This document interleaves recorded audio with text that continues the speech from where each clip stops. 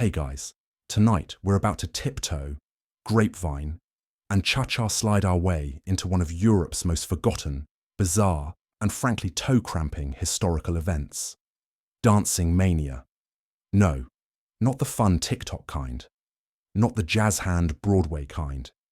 I mean the kind where entire medieval towns flopped, twirled, and convulsed through the streets like your uncle at a wedding after 3 cocktails, but with a lot less dignity.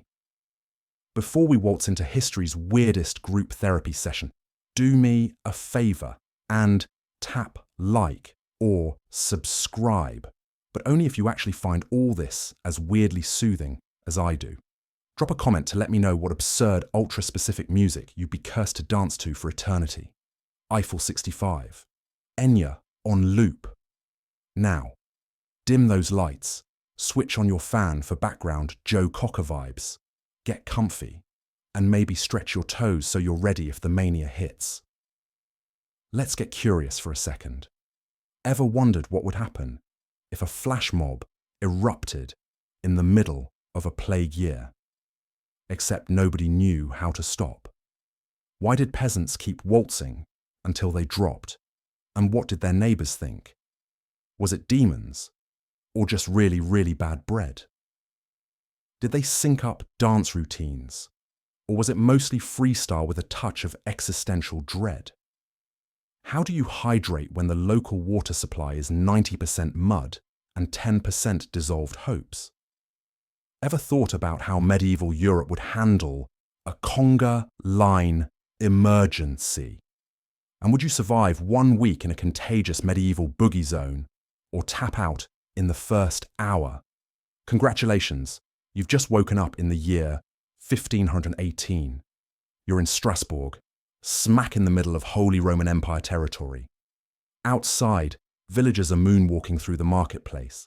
Someone's doing the worm, and you, yes, you, are rubbing your eyes, wondering if this is a fever dream, a silent disco, or just another manic Monday with too much rye bread.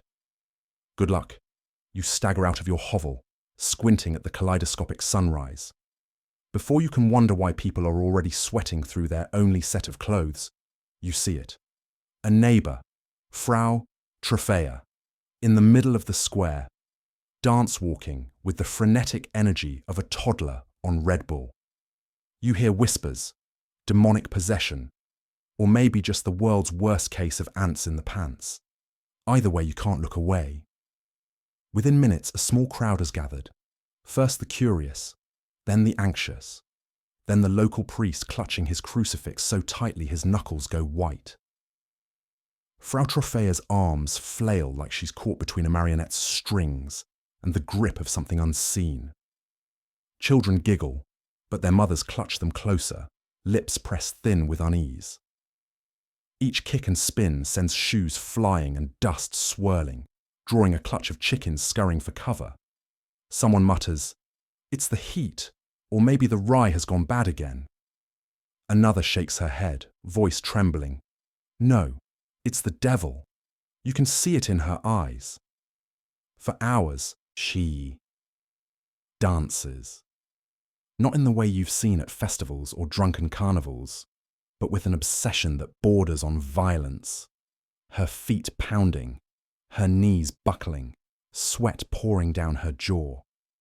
Townsfolk who would never speak to each other under normal circumstances now exchange looks of raw fear.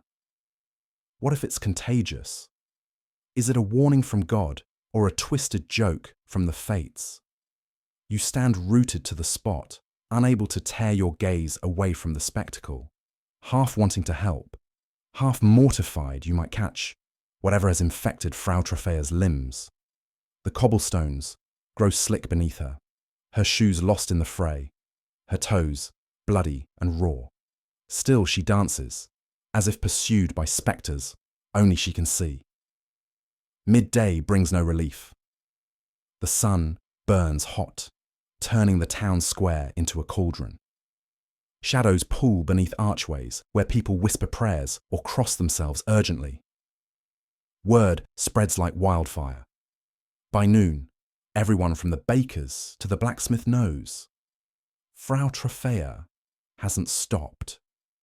She ignores pleas and cries, ignores the collapse of her own strength. The town doctor stands at a distance, uncertain whether to prescribe leeches or an exorcism. The local priest, now convinced of a supernatural affliction, sprinkles holy water in wide arcs, blessing the cobblestones and even the chickens, who have taken to roosting on windowsills. By the afternoon, a strange energy courses through the town. The spectacle has become both horror and entertainment. Some bet how long she'll last. Others shake their heads, remembering stories from the elders about curses that swept old villages off their feet, literally. A few men try to restrain her, but she slips through their grip, howling, twirling, her eyes wild and unfocused. You feel sympathy twist in your chest, mingled with raw, unsteady panic. Are you safe? Is your family safe? You notice your own heel tap-tapping involuntarily on the cobblestones and quickly stop, heart pounding. By nightfall, Frau Trophea is still dancing. The square is thick with candlelight, faces ghostly and wide-eyed in the glow. The chatter has hushed. A few brave souls have brought food and water, but she ignores them. Instead, her dance becomes an awkward shuffle, a grim parody of grace. A hush settles over the crowd. Some pray, others wait. All are bound by silent terror and an eerie sense of awe. A day that began with the promise of sun and routine has warped into something inexplicable, something legendary. Tomorrow, you realize, may be worse.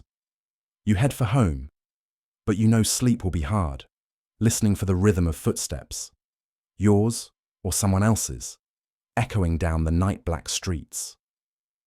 By mid-morning, half the town is consulting their favourite barber surgeon, who's also the town dentist and marriage counsellor.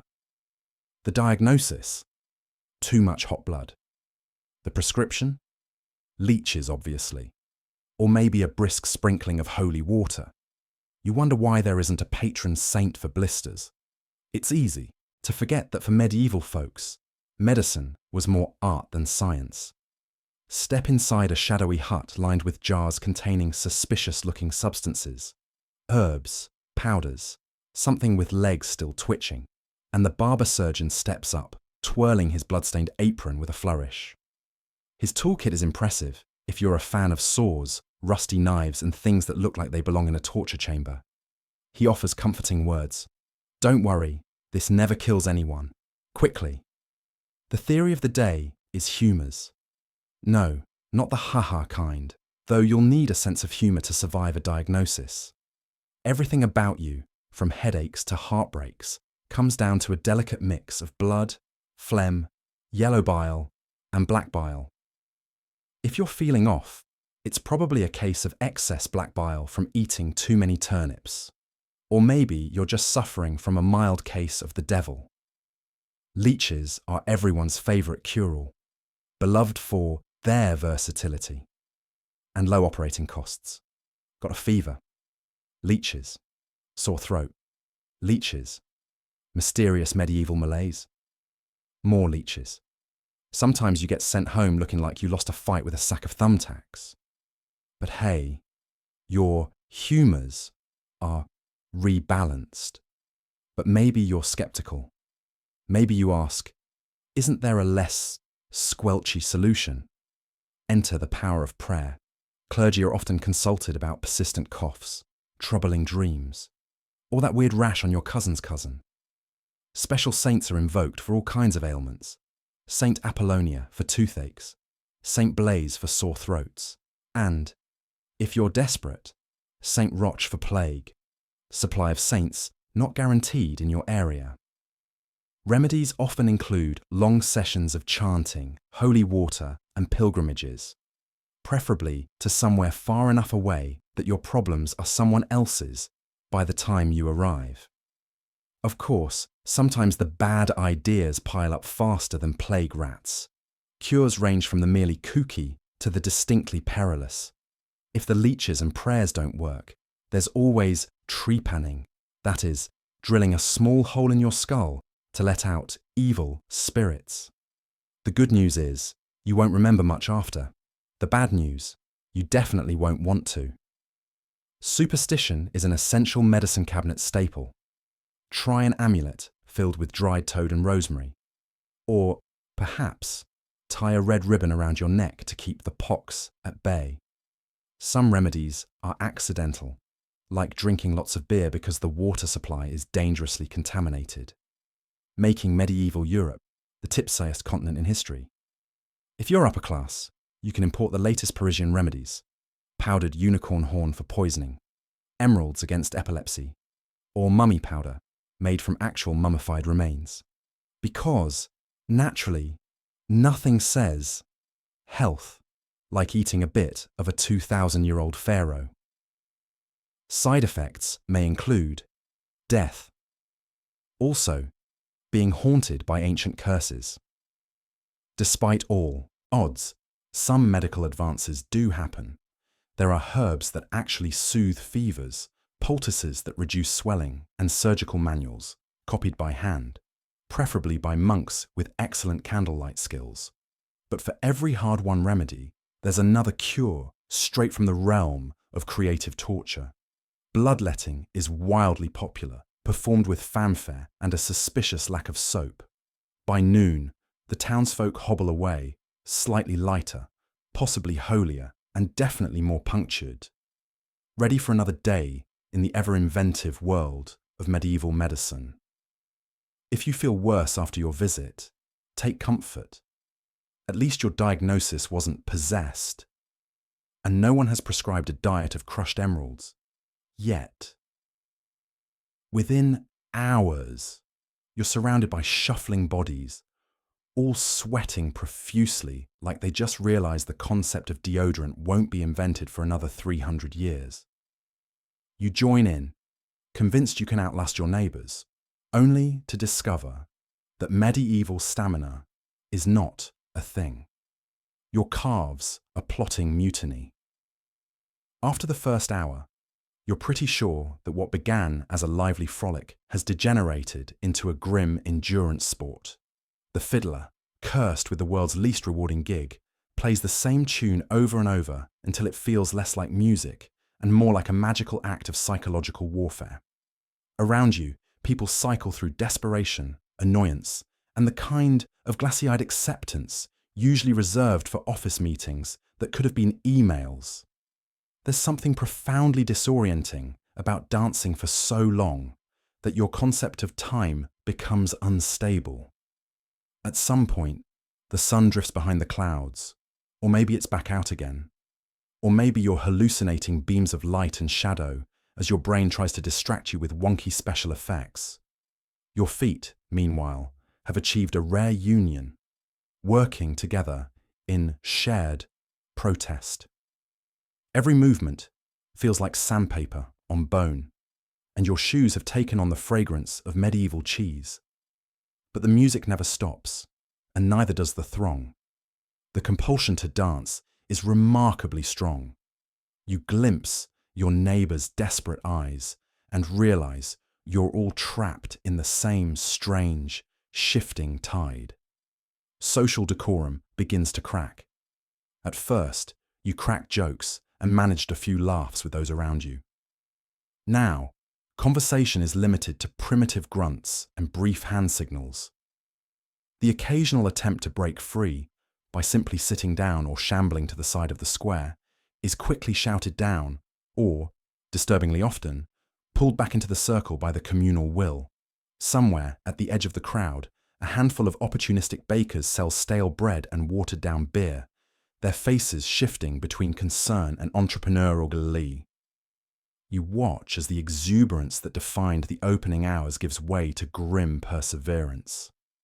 Some dancers collapse, not unlike marathon runners hitting the wall, only here there's no finish line, just a grim certainty that the beat will go on. You catch yourself eyeing the musicians with suspicion, half convinced that if you could just snatch the drum away or cut the strings on the lute, maybe, just maybe, the spell would break. But you have neither the strength nor at this point the fine motor control required for sabotage. Every limb is a liability. The jigs begin to feel less like dancing and more like survival drills. Your joints creak, and even your sweat begins to taste of regret. Yet still you dance, swept up in the communal trance, partly out of fear, partly out of solidarity, and partly because you genuinely can't stop. The carnival atmosphere is gone, replaced by a collective doggedness. You share fleeting, unspoken prayers with your fellow dancers. Let this end, or let me get just a few minutes rest. By now, spectators have filled the periphery. Some are worried, others simply fascinated, treating the spectacle as a peculiar local entertainment, medieval reality TV without the commercial breaks. They whisper about sin, curses, or perhaps poisoned grain. All the while, your legs continue their endless shuffle, as if powered by a force beyond your understanding. And so it continues, minute after interminable minute. The music never falters, the crowd never disperses, and you, against every rational desire, keep dancing. For now, consciousness is narrowed to two things only: the relentless beat and your desperate hope that, eventually, someone, somewhere, will call time on this infernal jig. The townsfolk quickly realize that nothing says mass hysteria like a soundtrack. The city council hires travelling pipers and drummers to keep the rhythm going, as if the problem here isn't rhythmless nights, but not enough volume. You wonder if they take requests, maybe something a little less frantic, like Gregorian chants. Naturally, the initial enthusiasm for an endless parade of local minstrels quickly fades, much like the excitement at a modern office's Monday morning playlist when someone accidentally cues up Baby Shark for the third week in a row. Merchants close their shops early, muttering about the damnable racket, while those without the means to get away are left to contend with a relentless, medieval mixtape blasting from every street corner. It's the Middle Ages, after all. No noise ordinances, and certainly no Spotify Premium to skip a track. Despite the chaos, the idea catches on. Towns across the region start recruiting their own musical mercenaries. There's a medieval arms race, but instead of swords, it's bagpipes and tambourines. Suddenly, it's not enough just to have a piper. What you need is a whole troupe, a portable orchestra with enough energy to motivate even the most stubborn non-dancer to at least tap a toe. Some wealthier councils even go so far as to poach musicians from rival towns, offering room, board, and presumably earplugs. Before long, the travelling musicians, today's equivalent of indie DJs, acquire their own kind of celebrity. They come with signature styles, signature instruments, and, most importantly, signature hats. You recognise some faces on your city's ever-expanding nightly lineup.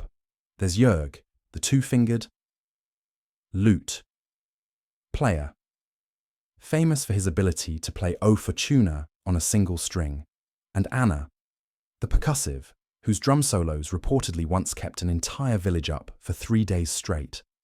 Rumour spreads that a particularly skilled hurdy-gurdy player can keep dancers so mesmerised, no one remembers why they were dancing in the first place. Of course, no good fad survives without competition and criticism. Local monks circulate quietly among the crowds, gently reminding everyone that the only beat one should be following is a penitential one. But it's hard to top the appeal of a spontaneous town rave. The musicians, too, become minor celebrities, occasionally squabbling over performance spots and favoured streets. Petty rivalries emerge, accusations of sabotaged lyres, or borrowing a rival's best drumstick. The city council decides it needs to establish a rota, a strict sign-up sheet, to avoid too many bagpipes in one square. It is, after all, a public health crisis. None of this seems to help the dancers. If anything, the amplified music only fuels the hysteria. People continue to leap, whirl, and collapse in the streets, sometimes forming synchronized routines worthy of a TikTok challenge centuries before such a thing existed. The line between genuine illness and the irresistible urge to dance blurs as onlookers start joining in. Perhaps from fear, perhaps from the infectiousness of the tune, or perhaps because, let's be honest, some of these beats actually slap. By nightfall, the city is a cacophony of pipes, drums, and frenzied feet. Residents press wax to their ears in hopes of escaping the din, while enterprising vendors sell soothing counter-melodies. Gentle harpists who follow the main troops, playing lullabies for the exhausted and the desperate. The pipers, for their part, take requests from no one, content to repeat the same 3 songs until someone finally invents headphones. And so, trapped between silence and sonic overload, the townsfolk of Strasbourg learn a lesson that transcends centuries. When in doubt, turn up the volume and hope for the best. If you can't cure the madness, you might as well dance along. Just try not to step on the drummer's toes. Crowds gather to watch the spectacle. Some gawk, others cross themselves nervously, and one local merchant sets up a refreshment stall, because nothing brings communities together like communal confusion and free samples of tepid cabbage stew. Clusters of onlookers trickle in from all directions, their footsteps quickening not out of urgency, but anticipation. Here, at the outer edge of chaos, gossip flourishes at double time. Schoolchildren, nominally on their way home, linger at the periphery, their necks craned and eyes wide, memorizing every detail for tomorrow's retelling. Old men, perched on crates as if presiding over ancient court, grunt their opinions in gravelly voices, declaring, "I told you this would happen," though no one can quite remember what it was they predicted. A few neighbours, seizing their 15 seconds of fame, appoint themselves as amateur reporters. Armed with dog-eared notebooks and a healthy suspicion of official narratives, they lean in close to quote overheard mutterings and jot down suspect license plate numbers. Someone attempts to interview the constable, who waves them away while adjusting his ill-fitting cap, mumbling about keeping order, as if it's an incantation that could dispel disorderly thoughts. The crowd ripples back and forth with the shifting of authority, always one curious question away from outright laughter or panic. Lurking within the throng are the notorious worriers. Their wide-eyed glances leap from one neighbour to the next, cataloguing possibilities, just ripe enough to ferment garden-variety anxiety into a neighbourhood-wide stew of suspicion. Is it safe to go out after dusk? Did someone forget to lock their shed? Does the presence of television cameras mean that their street is now infamous or merely momentarily interesting? In hushed tones, these fearmongers conjure theories, each more elaborate than the last. With every retelling, the story sprawls sideways, sometimes sprouting the suggestion of a criminal mastermind, other times mutating into a tale of tragic misunderstanding. But for others, the affair is a kind of unplanned entertainment, an escape from the churn of routine. They nudge each other over the rims of mismatched mugs, seeing how close they can inch to the action before being shooed away. Standing in tiny, shifting circles, they remark on fashion choices, speculate on relationships. I always knew those two were up to something, and critique the quality of the aforementioned cabbage stew, which is universally agreed to be both under-seasoned and inexplicably sour. The bolder youngsters circulate through the crowd, daring one another to ask the officials probing questions, reporting their findings to shrieks of amusement. A smaller contingent stands apart, their faces shuttered and tight. For them, the spectacle is not an opportunity, but an ordeal. A vivid reminder of all the ways public scrutiny can fuel anxiety. They shrink from the attention, anxious that their own secrets could accidentally surface amidst the furor. For these neighbours, The event serves as a catalyst for every dormant worry. Did they leave their garden tools out? Did they say something odd at last week's community meeting? Are people whispering about them or just about the situation? The tone shifts as dusk edges in. Jovial banter dims, replaced by a collective shiver as streetlights flicker on. The crowd thins, but the commentary lingers, wafting back with the leftovers of cabbage stew and conjecture. The merchant packs up, but not before distributing his last bowl to a nervous child, who accepts it with a look that says this might be more ordeal than treat. By the end of the evening, only a die-hard few remain, recounting the story to new arrivals with ever-evolving details. For some, the spectacle will become tomorrow's anecdote, recited with knowing smiles in living rooms and shop fronts. For others, it will settle into uneasy memory, an episode best avoided, but impossible to forget. After all, in neighbourhoods such as this, the line between onlooker and participant is always dangerously thin. What begins as a harmless spectator sport can, in an anxious moment, become fuel for collective unease and, just maybe, fodder for the next local legend. As dusk falls, everyone's got a theory. Mouldy rye? Definitely. Witchcraft? Always an option. Mercury in retrograde? Maybe if they'd invented astrology apps. Meanwhile, the bishop's convinced it's the sin of joy, which honestly feels like a low bar for damnation standards. First up in the conspiracy Olympics, bread. Everyone's suspicious of their daily loaf, and with good reason. France in the Middle Ages had a love-hate relationship with rye, which sometimes incubated ergot, a fungus that gives you psychedelic side effects if you're unlucky enough to sample it. The same people who can't agree on the colour of last year's harvest are now armchair mycologists. Neighbours begin dissecting the village oven's latest output, eyeing every crumb for mould spots, like it's a crime scene.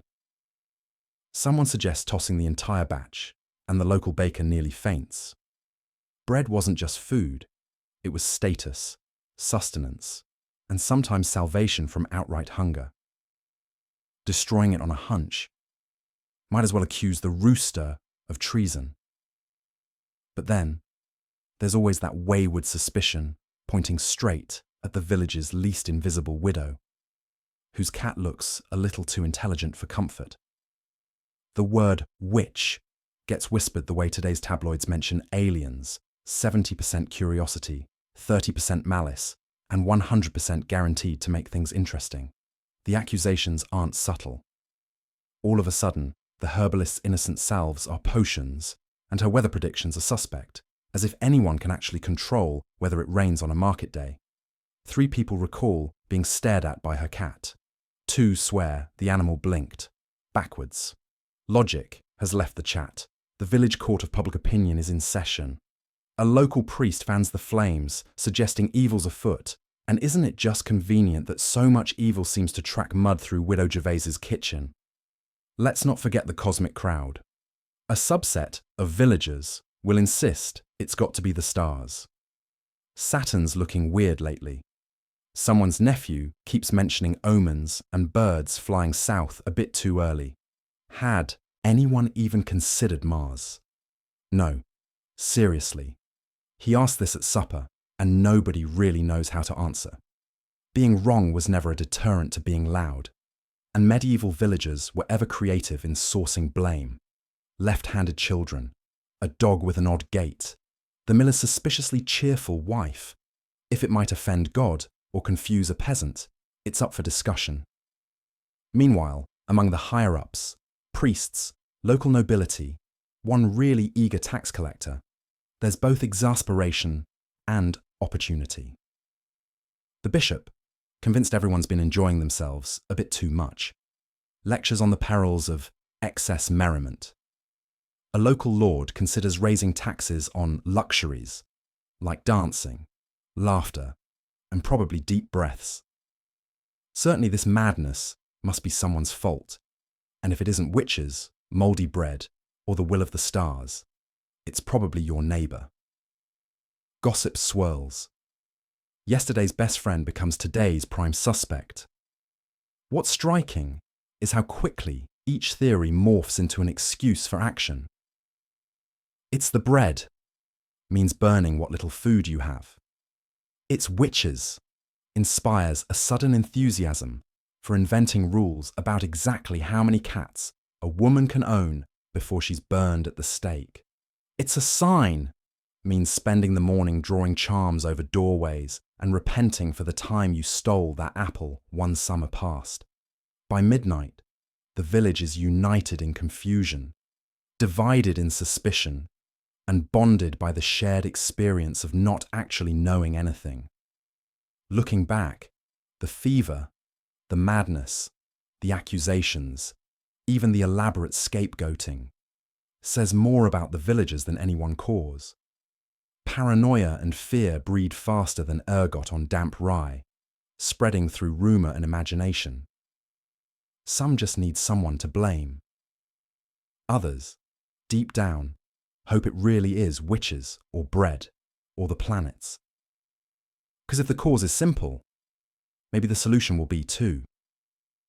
In the end, nobody's really sure what cursed the town that autumn. But in the stories that survive, it's rarely about the actual cause. The true pandemic is suspicion. And if the Middle Ages prove anything, it's that humans rarely let a crisis go untheorized.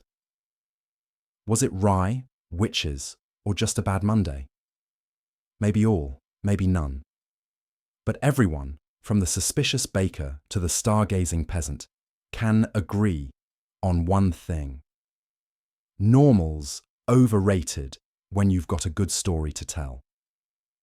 The local priest swings into action, wheeling out assorted sacred bones and relics for all-day prayer marathons. If you weren't hyperventilating from exhaustion, you might be more concerned about the sudden uptick in incense. At this point, you'd try anything. After all, the line between spiritual reassurance and desperate spectacle thins rapidly under the shadow of existential threatening awe. Relics that had languished in dusty glass cases for decades. A splinter from St. Perpetua's finger. The slightly ambiguous hair of a 3rd century martyr, or perbe, authenticated, possibly, are now paraded through the streets, hoisted by trembling altar boys and followed by half the village. No one dares question whether the veneration is sincere or just a panicked insurance policy. Even the most ardent cynics, who a month ago might have rolled their eyes at the weekly homily, now mumble their aves and sneak furtive glances at the reliquary whenever a tremor passes underfoot. Civic authorities and church officials, normally locked in bureaucratic gridlock, abruptly become the day's unlikely collaborators. One organises processions, the other suspends curfews and encourages participation, as if the convergence of civic duty and divine intercession might outmuscle fate itself. Entire households are recruited. Women fumble with rosary beads. Men hoist banners stamped with saints' iconography. Children, too young to be frightened properly, are assigned to scatter flower petals. A city that yesterday concerned itself with wheat prices now thrums with a collective liturgical anxiety. Everyone is a supplicant, and every hour is prime time for public penance. The priest, for his part, leans deep into divine dramaturgy. Latin prayers blare through hastily rigged loudspeakers, echoing off the cobbled streets. Someone, perhaps inspired by equal parts enthusiasm and terror, attempts to orchestrate a Gregorian chant, though it mixes uneasily with the background noise of livestock and distant thunder. At sundown, candles flicker in every window, their feeble glow both a beacon and a shield. The town feels suspended between apocalypse and redemption. But under all this orchestrated piety, panic simmers stubbornly. The logic is unmistakable. If the saints have any influence left, now is the time to cash in the spiritual credit. Each prayer is freighted with both hope and recrimination. Maybe, If we'd been a little more devout, this wouldn't have happened. Old feuds are awkwardly patched up at the altar. Children are dragged to confession for the first time in months, and coins clink moodily into the poor box in search of cosmic points. Not everything runs smoothly. Anxiety breeds rumour, and rumour breeds suspicion. Was old man Vittorio's coughing fit during the litany actually a sign the relics had failed? Was the priest's fainting spell in the heat a divine omen, or just dehydration? Meanwhile, relic merchants, drawn to the scent of opportunity, appear and disappear with suspicious frequency, hawking authenticated shrouds and ampules of mysteriously potent holy water. There is, it turns out, a brisk black market for spiritual insurance when the world feels like it's tipping. Yet, amid all the spectacle and skepticism, there are flashes when collective faith feels real. An undeniable, if fragile, bond forms as the community faces fear, not with resignation, but with ritual. For a few hours, the praying, chanting, and waving of relics let people believe, if only fleetingly, that they're not alone. That perhaps the heavens are listening. Whether or not the storm passes, the memory of these hours, part frantic theatre, part genuine devotion, will remain imprinted long after the incense smoke clears and the relics are tucked away once more. In a plot twist only medieval medicine could provide, the authorities decide more dancing might cure. Dancing. They set up a stage in the marketplace, hire more musicians, and encourage the afflicted to really lean in.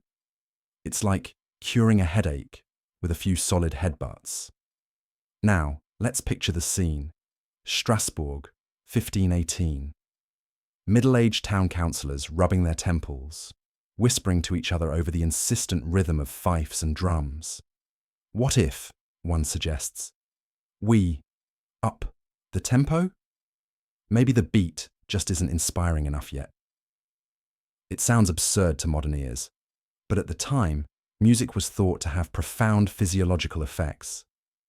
If melancholia could be eased by a gentle lute, surely a dancing frenzy could be cured by, well, even more lute, preferably accompanied by a few trumpets and a steady drum.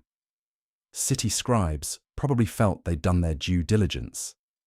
After all, medical treatises concluded that this dance mania was some sort of overheated blood issue, a consequence of hot humours.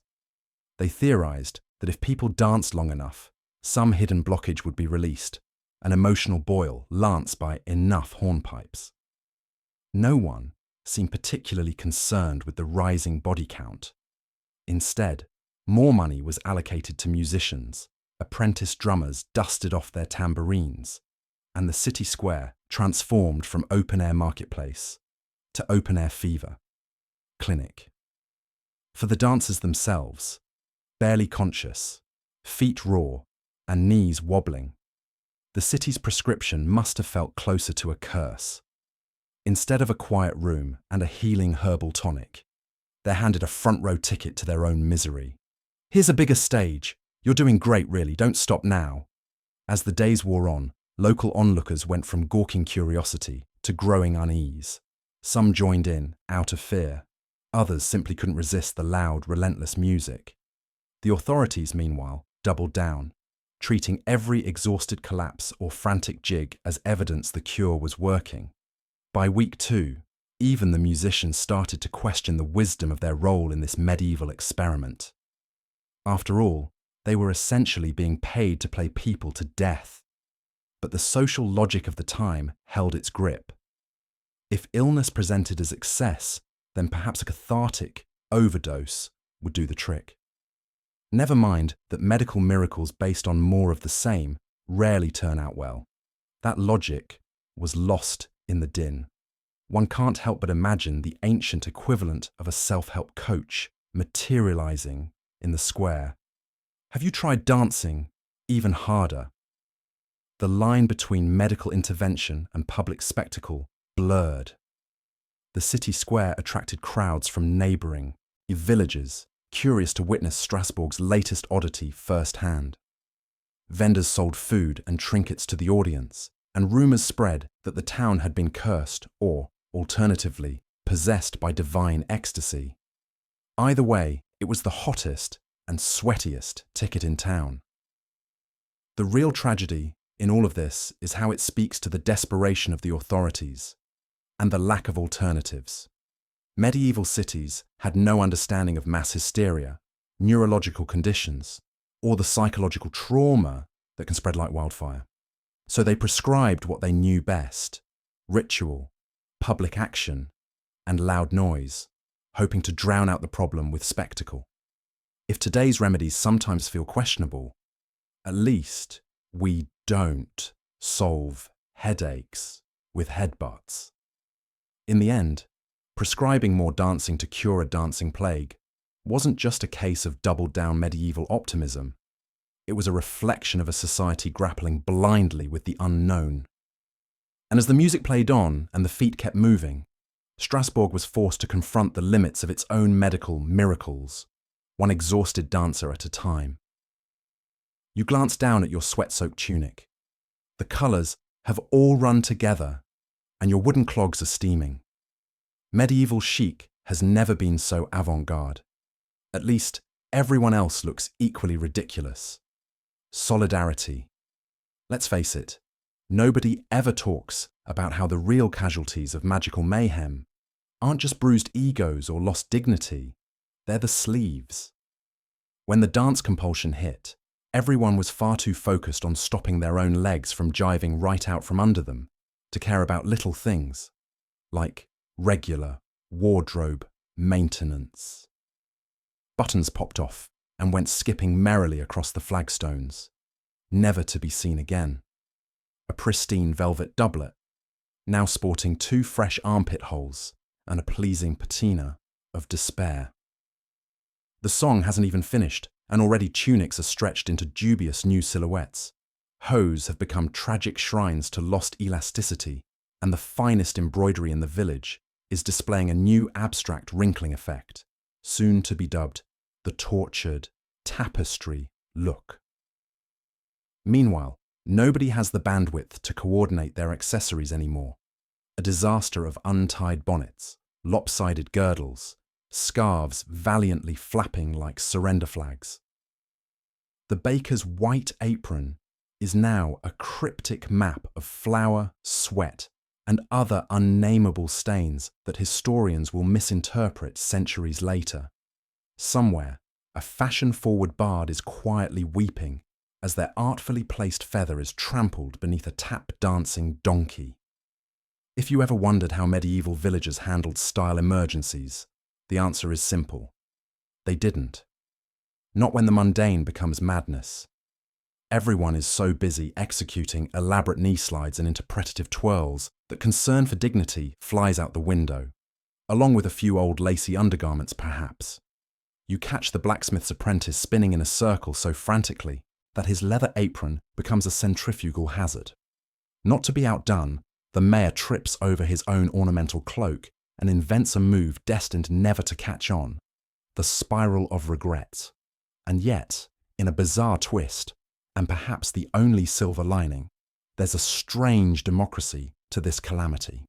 No one emerges unscathed or immaculately pressed. Nobles and peasants alike are transformed into a spectrum of frantic, mismatched modern art installations, united in the chaos. Social hierarchies dissolve when everyone's hat is an accidental fascinator and goose feather. The village's resident-style icon. She's currently trying to wriggle out of a pair of hose that have fused to her knees, cursing under her breath, and vowing revenge on whatever infernal minstrel dreamed up this day. Of course, the wizards are loving it. For them, every fashion mishap is a lesson in magical improvisation. The creative use of an invisibility spell to hide the monstrous tear in your robes, or teleporting away the cursed clogs threatening to combust. Rumour has it a certain sorcerer tried to conjure a designer cloak mid-dance and ended up with a flamboyant poncho covered in frogs. He's wearing it anyway because confidence is the real accessory. Let's not forget footwear. Clogs rattle ominously, slippers wear paper thin, and boots, those prized status symbols of the well-heeled, have all but surrendered to the relentless sabbats of cursed choreography.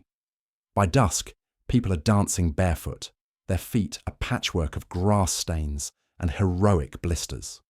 The town healer officially diagnoses everyone with boogie foot, a condition whose only cure is less dancing and cooler shoes.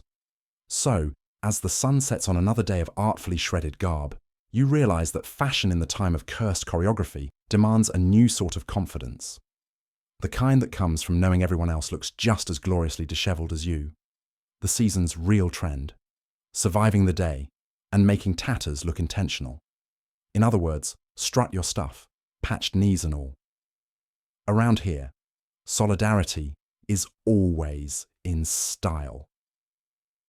Just when you think this couldn't get weirder, children start imitating the adults, proving that even in the 1500s, there's nothing kids love more than risky group activities, especially if there are trumpets involved. Because of course, in every era and every peculiar public event, you'll find children faithfully paying attention, then trying to one-up the grown-ups. It's that timeless childhood urge. If the big people are doing something dangerous and loud and everyone's watching, it must be awesome, and I have to try it. The adults of Strasbourg were already in a bizarre, trance-like dance spiral. But what really cemented this as a moment was when the children jumped in feet first. But what does kid logic even look like in the Middle Ages? Picture this. One child sees a grown-up uncle or neighbour shaking and stomping wildly in the marketplace, sweat pouring off their brow, everyone gawking, and the kid's reaction is not, I should stay far away. No, it's pure FOMO, the ancient and undying peer pressure. All it takes is one bold kid, and suddenly you've got a conga line of tiny dancers, elbows and knees poking out, mimicking adult moves with all the dedication of a toddler at a wedding reception. And let's not forget the peanut gallery. In a pre-YouTube world, children provided their own commentary track. Loud, unfiltered, and not bound by any modern sense of politeness. They shouted out their running play-by-play. Look at Mother Gertrude go. She hasn't stopped spinning for hours. Or, bet you can't hop on one foot like Master Hans. The bravest, or most mischievous, among them would heckle the dancers, egging on their friends. Faster, higher, try not to fall in the fountain this time. It was groupthink at its purest, chaos as community theatre.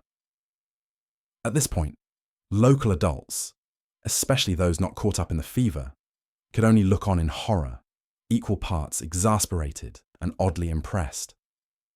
Still, some of them tried to rein things in, chasing after their offspring, pleading, negotiating, eventually giving up.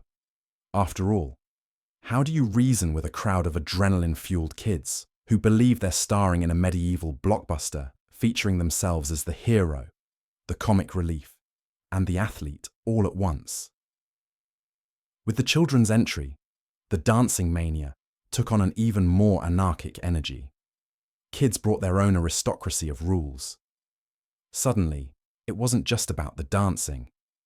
It was about who could twirl the longest, who could outlast the adults, who could come up with the silliest new jig. Arguments broke out mid-chaos. You can't skip. I said everyone spin this way. No, you're it. It became a hybrid of street festival, playground, and feverish flash mob. It's important to realise too that for many kids, witnessing and joining the mania must have felt like being swept up by magic. The medieval worldview was full of the supernatural, saints, demons, curses, fairy tales. For the young participants, this whirling mass of music, shouting, and frenzied movement may have felt like a hero's quest or a carnival spun out of a bedtime story their grandmother had told them. Of course, not everyone was laughing. There were real dangers here, which, naturally, children seemed oblivious to.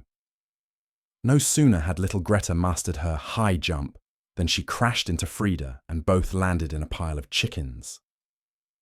Someone trips over a discarded drumstick, giggles erupt, and meanwhile, the concerned elders are tallying bruises and thinking of ways to lure everyone inside with promises of bread or stories.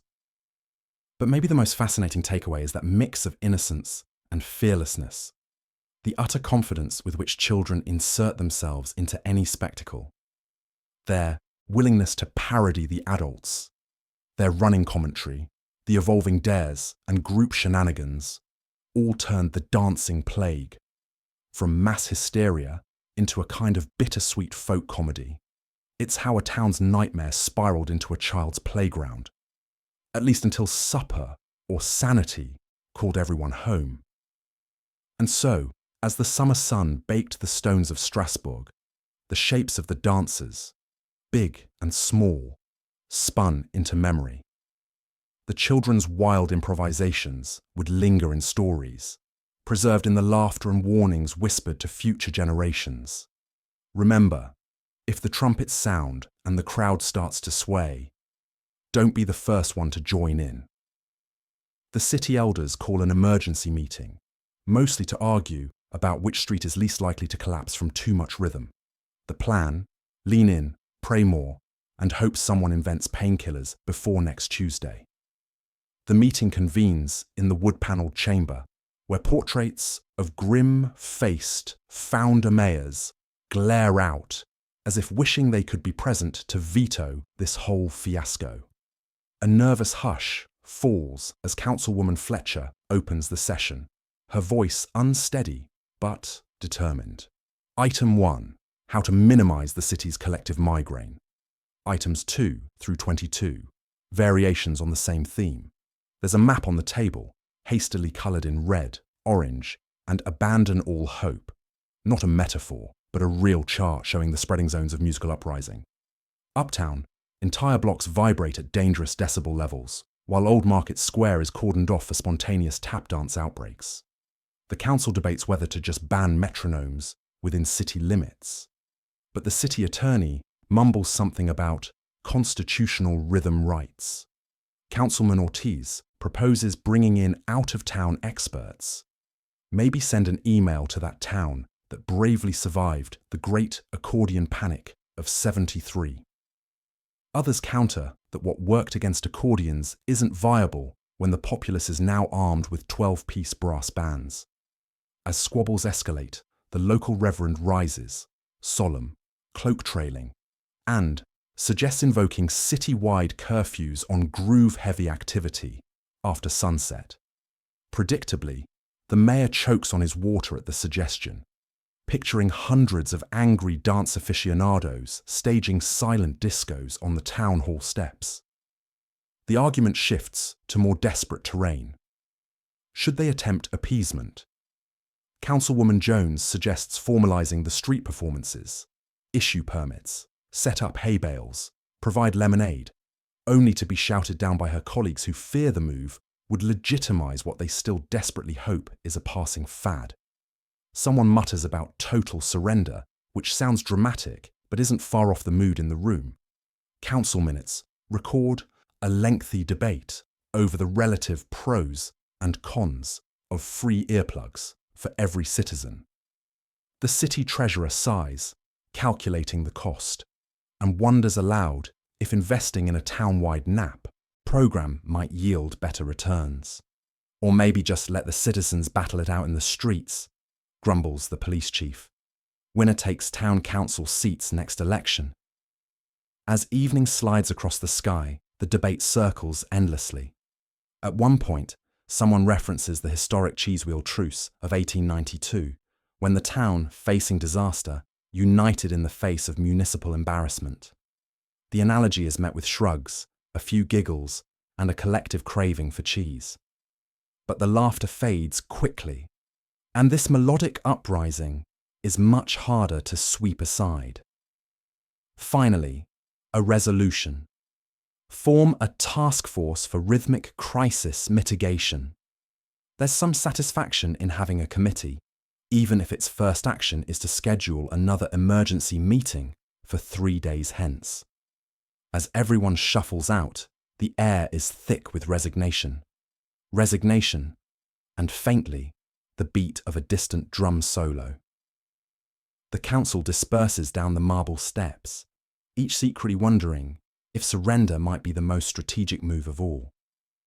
Meanwhile, from the square outside, the first notes of superstition echo up towards the windows, disrupting the illusion that strategy, in this case, means much more than hanging on until the next chorus. Only the night janitor, sweeping confetti from the foyer, truly understands. The music's not just in the streets anymore. It's in the walls, under the council's feet, and, perhaps most unsettling, as a catchy refrain inside every council member's head. And with that, the town faces another sleepless night, the rhythm pulsing steadily, council's resolve wavering somewhere between clever stratagem and total, jubilant surrender. News travels fast, mostly on the horses of fleeing relatives. Other towns begin prepping for possible outbreaks by locking up their flutes, hiding the good shoes, and threatening anyone who dares to hum. Word of the Strasbourg dancing mania ripples outward, leaving a curious mixture of horror and skepticism in its wake. The tidings arrive as muddled as a tavern brawl. They say whole families are spinning in the street. Chickens, too. Not chickens, Martha. Children. Panic and disbelief become dance partners as neighbouring towns, like tiny fortresses, pull their shutters closed and keep watch over even the faintest tap of a toe. Of course, the echo of hysteria makes for fertile ground. In Benfeld, whispers swirl like dust devils. Did you hear about Cousin Elsa? She twitched at supper. Next door, in Saverne, the town council convenes a special meeting to discuss anti-dancing protocol. The blacksmith doubles the length of his shoe locks. The local priest, for the first time, considers organ music a tool of the devil, second only to the ogre's tambourine. Soon, the authorities, those ever-chaotic shepherds of public calm, begin sending letters and envoys into the Rhine. One message reads, "Should somebody appear to dance in your market square, apply holy water, onions, and, if all else fails, stern looks." Medicine, in these days, takes on a carnival flair. Herbal amulets are hawked beside the baker's bread. Anti-waltz charms become a minor economy, and even the local soothsayer is summoned out of retirement to recommend less dancing, more fasting, and, under no circumstances, bagpipes. Strasbourg's consternation becomes infectious, not in the usual microbial sense, but in the collective psychology of the time. The fear isn't just of catching the jig, but of being seen as out of step, of being the next headline in somebody else's cautionary tale. Parents warn their children. No tapping your foot at supper. Remember Strasbourg. Dancers for hire are sent packing. The annual maypole is replaced by a sombre maypole, unadorned and unspun. But even as towns build metaphorical walls, and the occasional literal one, something is seeping in through the cracks. Curiosity. How did one city lose itself to dance, and might it happen here? It's the Middle Ages version of going viral, though the only thing really travelling is the anxiety, and maybe one or two over-eager travelling minstrels who are quickly shown the road out of town. Here and there, small outbreaks do occur, or at least are reported. Local chroniclers, always short on ink but never short on drama, record incidents just plausible enough to be terrifying. In Colmar, a fishmonger's wife reportedly launches into a frenetic shuffle after burning her hand on the oven. In Than, a mysterious, hopping sickness sends villagers into a panic over contaminated wells. Reality blurs with rumour, folklore with fright. It's unclear, then and now, whether these are true contagions or the product of mass suggestion and a reputation that grows with every retelling. Slowly, over months, the fevered rumours subside. The locked shoes gather dust. The town criers get back to crying about taxes and wheat shortages. But the legend of Strasbourg's dancing mania lingers, growing with every telling, as if each town wants a step in the story. And so, the spread is not so much a physical contagion as a psychological one, seeping across borders and generations. The medieval world, in its superstition and suspicion, learns a strange new fear, not of the wolf nor the plague, but of dance, unbidden, unending, and utterly unstoppable, even centuries later, in stories whispered after dark. Let me know if you'd like this segment tweaked or further expanded. Whenever something weird happens, there's always that one guy who blames outsiders. Suspicion falls on a visiting merchant with suspiciously rhythmic feet. You consider starting a rumour about the local cheese. Villagers have long memories and even longer suspicions, especially towards strangers passing through. Outsiders make perfect scapegoats. They're unfamiliar. They carry odd trinkets in woven baskets, and they always seem to arrive just before things go sideways. Did the baker's sourdough flop? Must be the fault of that peddler with the shiny hat. Did the mayor's cat vanish again? Obviously, the threat comes on foreign souls, clacking through muddy streets at midnight. Outsiders are the puzzle piece that never quite fits, and when trouble brews, suspicion snaps neatly into place. It's never long before the whisper network lights up. You overhear animated conversations at the market. Did you hear about that merchant with the impeccable moustache? Showed up, and now the well's turning green. I saw him at dusk, right when the moon was yellow. Coincidence? I think not. What starts as a faint rumour is soon embroidered with new layers, like a patchwork quilt that nobody asked for. The merchant's rhythmic walk is now described as unnatural, or even enchanted. 3 days ago, no one knew his name, but today, he's both suspect and sorcerer. The urge to blame someone from afar is irresistible for a community built on shared routine. Familiarity breeds comfort. Difference provokes anxiety. People gossip over fences, drop innuendos into baskets at the greengrocer, and suddenly a harmless visitor is at the root of every unexplained phenomenon. It's easier to conjure up a culprit than admit the world is sometimes chaotic, random, and out of anyone's control. You weigh your options. On one hand, starting a rumour about local cheese turning people into goats could redirect suspicion in a delightfully absurd direction. On the other, maybe all it takes is one more wild story before the outsider is run out of town, or worse, considered cursed. Responsibility, it turns out, is as contagious as a cold. How do you want to wield yours? In fairness, most outsiders endure these suspicions with a blend of amusement and resignation. The merchant, for example, simply taps his foot in time with the town's latest accusations, calmly arranging his spools of imported thread. Sometimes he even plays along. "Yes, it was I who bewitched the pumpkins," he declares at the tavern, lifting a mug. Laughter follows, but there's a shadow behind the joking, a reminder that group suspicion, when left unchecked, can sour fast. History is rife with towns that turned on outsiders, sometimes for less than a missing cat or a failed pie. Blaming strangers for bad luck or ill fortune is ancient tradition. Maybe it's a vestigial survival instinct, a way our ancestors explained the unexplainable before weather forecasts and internet complaints. Someone needed to be at fault. So why not the person who can't name the baker's dog, or who asks for directions twice?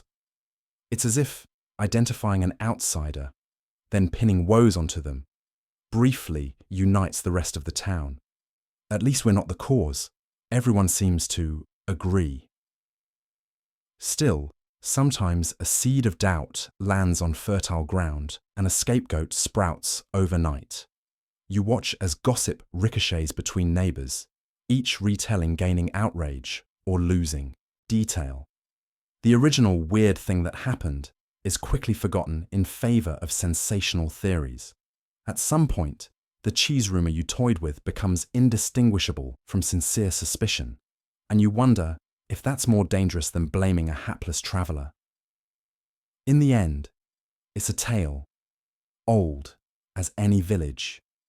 Blame the outsider, stir the rumour pot, and trust that tomorrow the world might feel a bit less unpredictable. But remember, today's outsider is tomorrow's story, and sometimes the best stories are the ones that remind us how thin the line is between humour and harm. After 48 hours, the dancing wounded limp off stage in search of anything to eat, drink, or sit on. The barber surgeon is delighted. Finally, more business for his leech surplus and experimental foot ointment. For dancers of the Middle Ages, the consequences of revelry were more than simple exhaustion. As the floors vibrated with stomping boots and the echoes of tambourines, the telltale signs of overindulgence began to bloom. Sore feet quickly gave way to impressive calluses, and the unlucky few sported spectacular blisters the size of walnuts. You could navigate the festival's muddy lanes by the trail of discarded, sweat-soaked stockings alone. Competitive spirit only made things worse. If your rival could dance for 48 hours straight, surely you could manage 50. The results were predictably painful. The local barber surgeon became the unsung hero of the festival, armed with his squeaky leather bag and a dazzling array of medieval medical tools. He hawked plaster for cuts, willow bark water for aches, and ointments, whose key ingredient, rumour had it, was hedgehog wisdom. The most popular service, however, was foot leeching. Those brave enough, or those who'd lost a wager, would dangle their swollen toes into buckets of hungry leeches, believing that the bloodletting would usher in swift relief. Whether it worked or merely provided a distraction from throbbing bunions is a point of historical debate.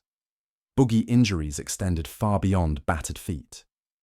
Enthusiastic twirling led to accidental collisions, with bruised shins and elbows worn as badges of honour. In the chaos, someone invariably tripped over a firewood pile or mistook a barrel of cider for a dance partner.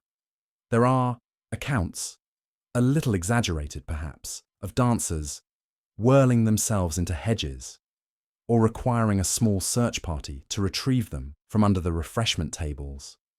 And yet, the sound of bandaged hands clapping along, or the sight of limping dancers refusing to quit, only amplified the spirit of shared ordeal. Festival organisers quickly learned to designate rest zones, patches of straw under a sagging tent, where the less hardy could recover with flasks of spiced mead and sympathetic applause. These temporary havens bloomed with stories, tales of the one-legged hop champion or the legendary night someone danced so hard their shoe flew off and hit the mayor's cousin. Meanwhile, the barber surgeon circled like a benevolent vulture, dispensing dubious poultices and recounting stories of miraculous recoveries. The last lad, after a dose of my ointment, could leap over a sheep for more.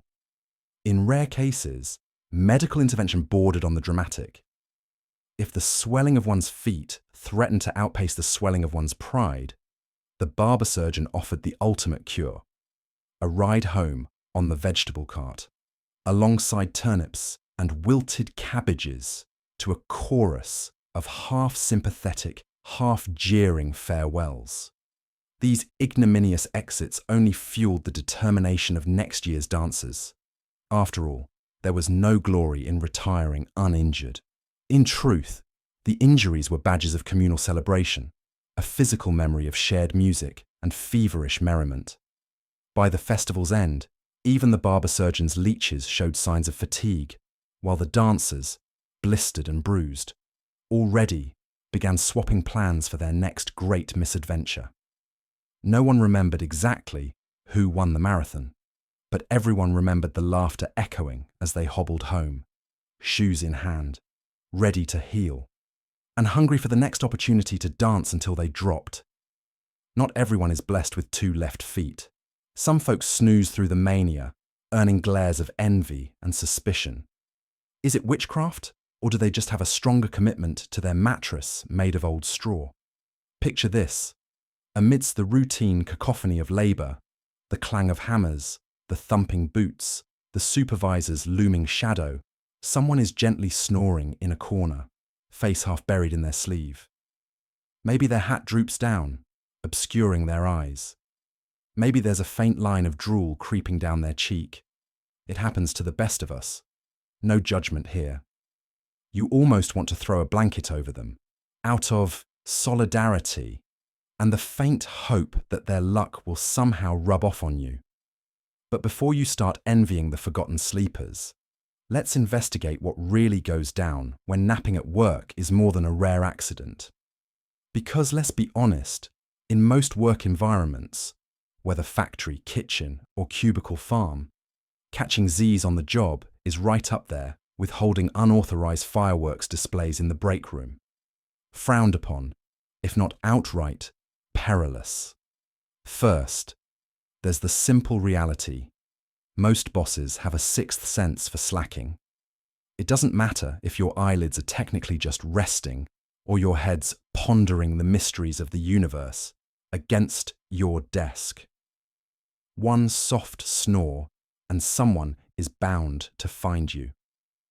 Cue the stern lecturing, the awkward shuffling of feet, maybe even a new nickname that will follow you around long after you've gone back to working upright. In some settings, a nap could cost you a prime assignment. In others, it's a shortcut to cleaning toilets, bottom rung, forever. And yet, there's something oddly admirable about the forgotten sleeper. Maybe it's their audacious calm in the floral-scented face of danger. Anyone who can blissfully doze through the rumble of daily chaos must possess either an iron will or the uncanny ability to blend into their surroundings. Not unlike a slightly overweight chameleon with a lunchbox for camouflage. Workplace napping also has its own microculture. There are those who specialize in the micro-nap, a 3-minute power down, eyes closed, but ears sharpened for any sign of approaching footsteps. Some cultivate elaborate systems, folders stacked just so, a coffee cup held aloft to create the illusion of mid-thought. Pro tip, never, ever snore louder than the printer. Of course, workplace realities differ. In white-collar offices, the forgotten sleeper is more the stuff of urban legend, caught only in fleeting moments, when the sun warms the break room just so and the sandwiches are extra bland. Sometimes there's even a begrudging respect. How did Jim survive another budget meeting without a single eyelash twitch? These nappers become the stuff of legend, the white whales of office folk tales. But in other places, the bustling kitchen, the noisy shop floor one, sleeping is a surefire way to invite chaos. Imagine a line cook nodding off mid-order, spatula in hand, or a machinist snoozing as conveyor belts roll by. The results aren't just embarrassing.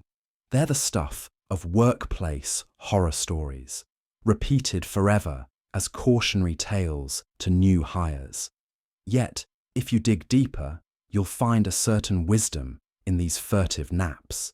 There's a reason stories circulate of famous thinkers and inventors snoozing when inspiration struck.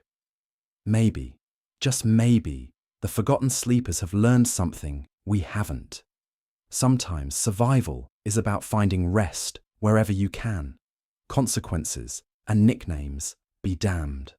So let's not be too quick to judge the nap takers. Are they lazy, or are they quietly resisting the madness around them, snatching a sliver of peace in a world run by alarms and deadlines? Every workplace has at least one, and each nap is its own tiny act of rebellion.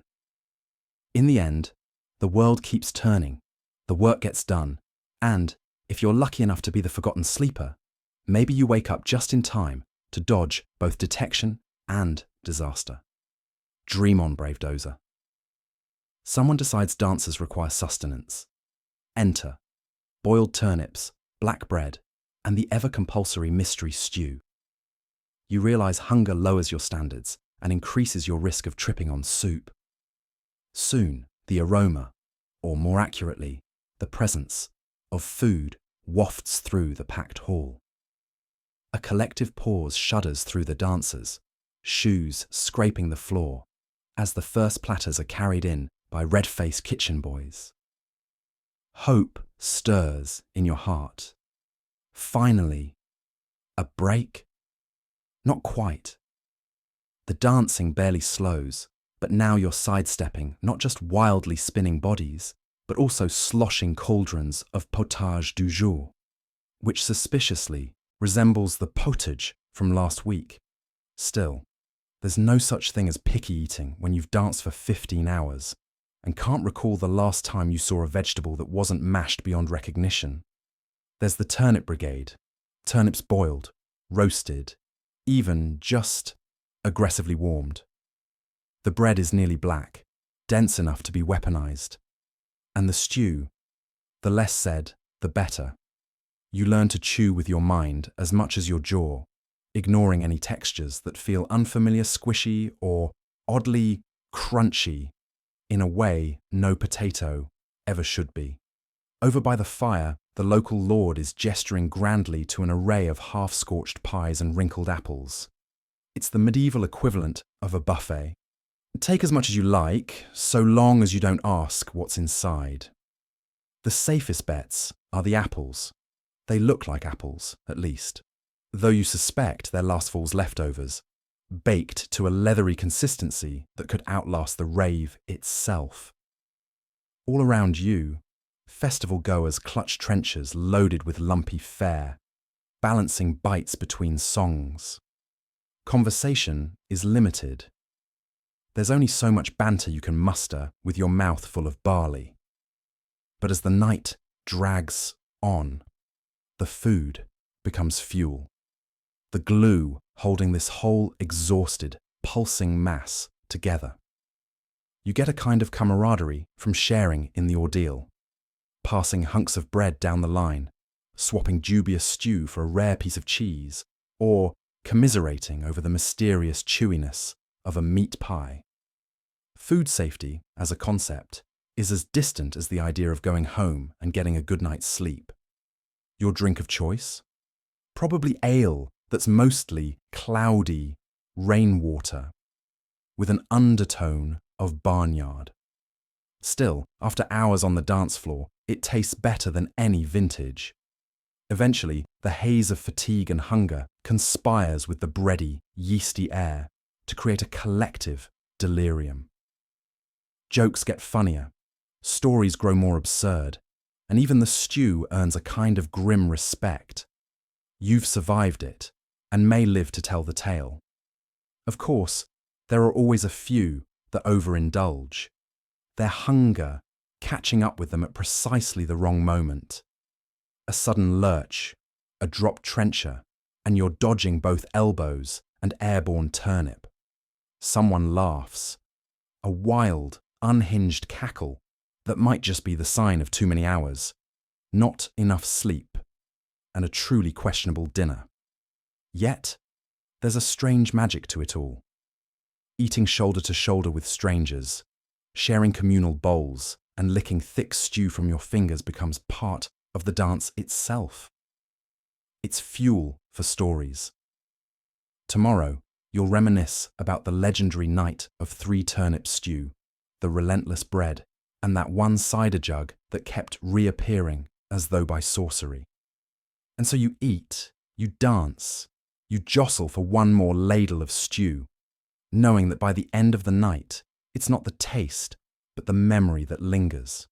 Full bellies, tired feet, and the roaring energy of a medieval rave that simply refuses to end. Thirsty? It's water, if you dare. Or ale that tastes like regrets. With no energy drinks in sight, you marvel at your ancestors' persistence. You pray, privately, for a time machine and a bottle of Gatorade. In the medieval world, water was never just water.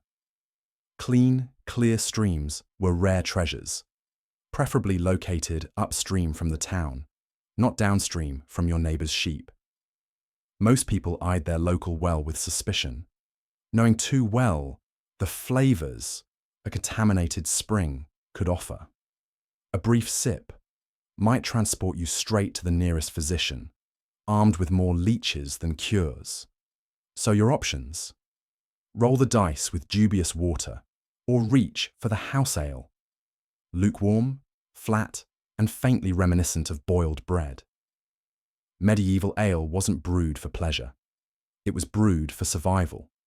Brewing, at least, involved boiling, which killed lurking microbes the river never noticed. The result? A murky, low-alcohol drink that children and adults alike gulped throughout the day. The taste often ranged from soggy cereal to barnyard chic. You'd never crave a second pint for the flavour, but compared to the mysterious, greenish stuff in the trough, bottoms up. If you were a peasant, the options rarely improved with wealth, unless you were aristocracy, in which case you might risk wine cut with spring water. Or, in a desperate moment, turn up your nose at all of it and import a cask from France. For the other 98% of the population, it was homebrew, or trust the well and hope for the best. Many householders were deeply proud of their brewing skills, but these skills were sometimes a matter of survival, improvising with whatever grain or herbs survived the winter before the next harvest arrived. Nettle, dandelion, or even random roots sometimes made cameo appearances in the medieval mug. If you visited a bustling marketplace, you'd find public wells crowded with people hauling up wooden buckets, each hoping today's haul wouldn't be too gritty, too brackish, or, worst of all, already claimed by the local frog population. Water carriers did brisk business, and those with iron stomachs or a taste for adventure sometimes tried their luck. You hear stories. Old Meg, who claimed the sweet well by the church, kept her young, never mind the smell. Or Tom, who insisted a dash of honey improved even the most suspicious of brews. Public houses didn't resemble the lively pubs we imagine today. Picture poorly lit, smoky rooms, serving up ale at cellar temperature. Sliding wooden tankards across tables battered by decades of nervous drumming. Even the publican didn't quite know the recipe. Just how long does mash last before it walks off on its own? But the regulars took it gladly over a dipperful of questionable well water. The endless quest for safe hydration made people resourceful. Rain barrels perched beneath leaky thatch, and cautious, villagers boiled water before risking a sip. Superstition did its part too. Certain wells gained reputations as holy, or at least lucky, no doubt because a few survived long enough to avoid widespread illness. These lucky wells often became community gathering points, places where gossip flowed faster than the water. So next time you wander to the modern fridge for a filtered glass, imagine rolling dice with your intestines every time you're thirsty. In an age of lukewarm ale and questionable wells, hydration wasn't just a habit. It was a daily gamble, sometimes with stakes far higher than a parched throat. Not everyone finishes the dance. Collapse is common. The local mortician circles with the air of a man who knows business is about to pick up. You consider pacing yourself, but the band refuses to play slow jams. The first sign that things are going sideways usually isn't as dramatic as you might expect. There's no sudden crash. Rather, there's a quiet shift in the energy on the floor, a subtle thinning of smiles, a tremor in arms jolting through the Charleston, a glaze drifting across sweat-lacquered foreheads. What started as jubilant, full-bodied movement devolves into a ragtag shuffle. An unspoken understanding echoes through the room. The end for some is nigh. Yet, the compulsion to keep moving, a force stoked by the ceaseless music and the raucous cheers of the crowd, overrides any sensible self-preservation. Veterans know this stage. They eye each other, almost conspiratorially. Everyone's here for a spectacle, for the chance to witness, or perhaps become, the legend who collapses in the most theatrical fashion. Someone always does. A middle-aged factory worker with a limp in his right leg, a high school girl who'd skipped lunch, the proud grandfather trying to show his grandkids how it used to be done. Each becomes a potential cautionary tale. You hear stories whispered at the edge of the dance floor. A collapsed dancer who, even as he was carried off, still tapped time on the stretcher. A pair who fainted mid-dip, bringing down a chandelier with them. The mortician, ever attentive, ever polite, cradles a clipboard and offers, half in jest, a bulk discount. Despite the ominous undertones, this brinkmanship has its own thrill. Holding out against fatigue and dehydration becomes a badge of honor, as much a part of the contest as footwork or flair. Spectators double as medics, fanning slumping dancers with napkins, passing contraband water bottles beneath tables, muttering advice like, "Breathe, kid, breathe." The band leader, immune to pleas for mercy, launches into another blistering number, trumpets blaring like the call of some wild hunt. Every so often, a body slumps to the sidelines, greeted by a round of applause. Survival is both celebrated and gently mocked. Some participants come prepared. You spot a woman in orthopedic shoes, doling out salted almonds and glancing at her heart rate, a monitor with clinical detachment. Others are less lucky. Paramedics hover near the stage, as practiced in their timing as any jazz musician, swooping in during a lull, exiting discreetly before the mood sours.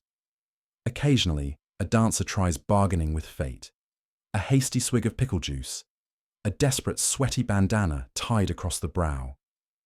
Most gambits end in a slow-motion topple, legs tangled, pride left sprawled on the parquet. Still, for all its darkness, there's something almost heroic about the spectacle. Each stumble and collapse is part of a larger story, a testament to human stubbornness and ritual endurance. Far from mocking the fallen, the crowd rallies around them. The air is thick with laughter, ribbing, and a touch of envy for those finally granted rest. As the night grinds on and the list of collapses grows, the survivors become a tribe of the deliriously exhausted. You recognize each other by the wildness in your eyes, the salt lines tracing your cheeks. The mortician, clipboard now tucked under arm, lingers at the bar. He's waiting, but so are you, waiting to see how much longer you can hold out, half hoping to be the last one spinning, when the music finally, mercifully, stops. In the end, whether standing or sprawled, you're part of the legend, one of the dancers who face down the boogie, risking dignity and disaster for one more glorious, reckless spin. Visiting aristocrats roll through and immediately assume this is just a peasant street party. Meanwhile, peasants point fingers upward and theorize the upper class brought this curse down to dodge taxes. Outsiders, by nature, don't come equipped with context. So, When the Viscount of wherever breezes through on his impeccably buffed carriage, flanked by guards who double as unwilling gossip receptacles, he sees flower garlands strewn across crumbling thatch, hears laughter ricocheting off barn walls, and has to clutch his pearl-tipped cane in horror at the thought of such common revels. Stories multiply in the noble quarters faster than the fleas on their imported greyhounds. Is this a festival?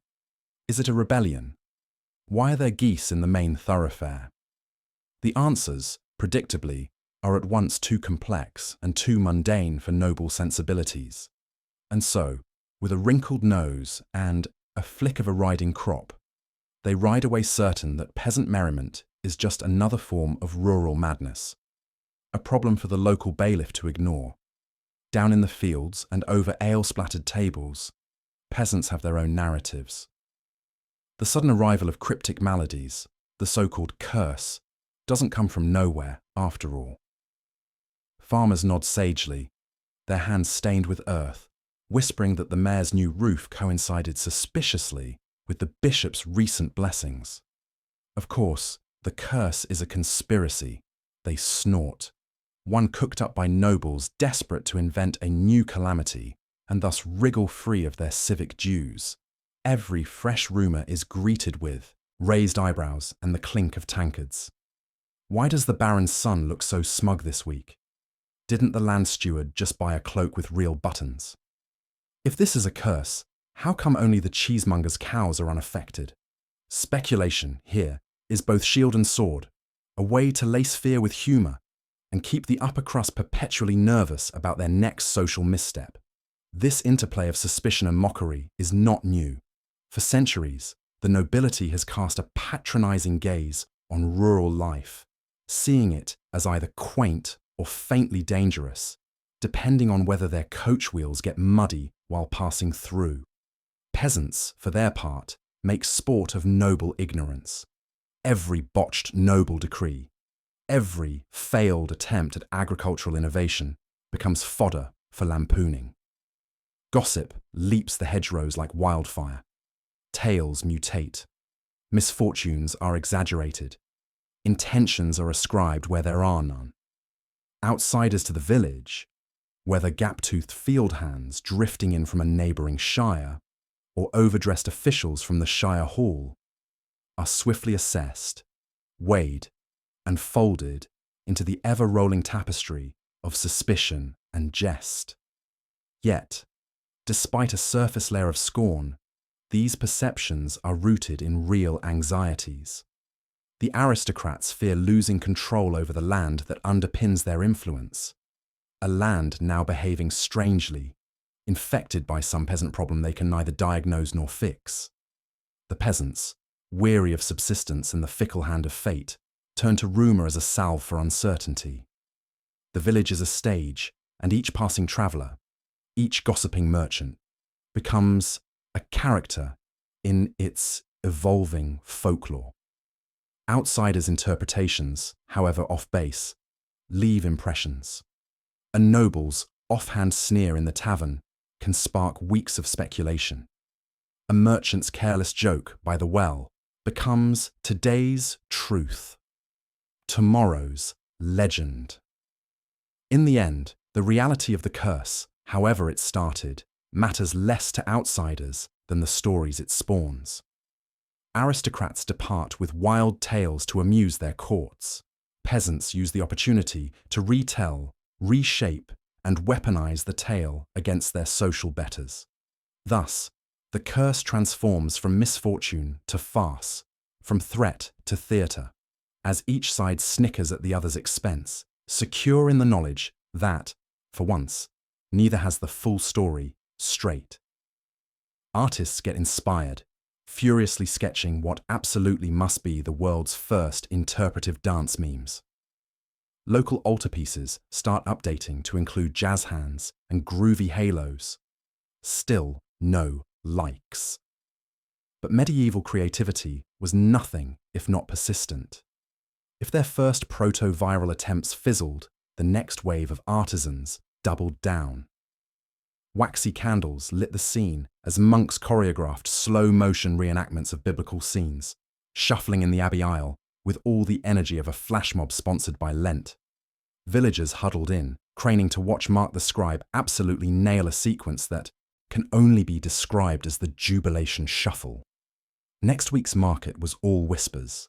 Did you see Mark's moves? Did he really do the double spin before the Hosanna? There was an audience now, even if, strictly speaking, nobody knew what to do with their hands yet.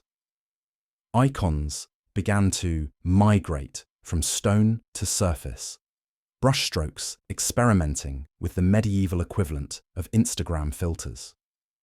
Someone in Bruges painted a halo with just a hint more shimmer. 20 miles away, a rival artisan introduced the aesthetic blur. Technically a mistake, but in the right light, a trend. Manuscript marginalia flourished, cramming margins with dancing rabbits, sassy snails, and saints caught in suspiciously contemporary poses. Suddenly, every illuminated page felt like a comment section taken over by frenetic Gen Z doodles. It was medieval virality at its finest, not about counting likes, but sparking a back and forth that made the village notice. And, if they were really lucky, snort with laughter mid-sermon. Fan art took on a devotional edge. The latest miracle. St. Apollonia depicted breakdancing beside the usual tools of martyrdom. Mary, perennial subject of 1,000 altarpieces, now donned what can only be described as a nightcore tabard. Armour plate sleeves included. Even the angels seemed to hover with a bit more pizzazz, their wings flared at suspiciously modern angles. Conspiracy theorists, read the village gossip, blamed it all on an imported pigment from Florence, or possibly on the new choir instructor who taught syncopation alongside psalmody. The line between sacred and silly blurred further when youth guilds began organising what must have been the first fan conventions. Imagine a packed town hall, a banner, Festum Imaginarium, hastily painted, sagging in the middle, tables groaning under the weight of mock reliquaries, snaps of St. George, cosplaying with dragon plushies, DIY badges commemorating the miracle of the errant goose, prizes handed out for most original iconography and best representation of theological uncertainty. The only rule, no heresy, and maybe no glitter, it got everywhere. Meanwhile, the older generation watched in equal parts horror and awe. Back in my day, the Last Supper didn't include interpretive choreography, grumbled one canon, picking stray gold leaf out of his beard. The younger set just grinned. That's kind of the point. For them, art wasn't just about worship. It was public, collaborative, a running gag that refreshed itself every feast day. Style leapt across generations, proof that reverence didn't have to be silent, and commentary, whether via sheepish doodles or full-blown pageantry, was its own devotion. And so, even without the dopamine jolt of a red notification, these early content creators left a mark. Look closely at the weathered panels and cheeky manuscript creatures. That's medieval TikTok, each new dance, an experiment with the limits of tradition. Each fan art flourish, a reminder that art was always about joining the conversation, whether in pigment, parchment, or the spontaneous jazz hands of a haloed figure, mid-groove, immortalized in gold. The internet may be new, but the urge to remix, react, and go a little bit viral, that's older than the printing press, older than parchment, possibly older than dignity itself. Eventually, the mania wanes. Survivors limp away, muscles aching, clothes forever ruined. The council drafts a new law banning trumpets after sunset and requiring all rye bread to come with a warning label.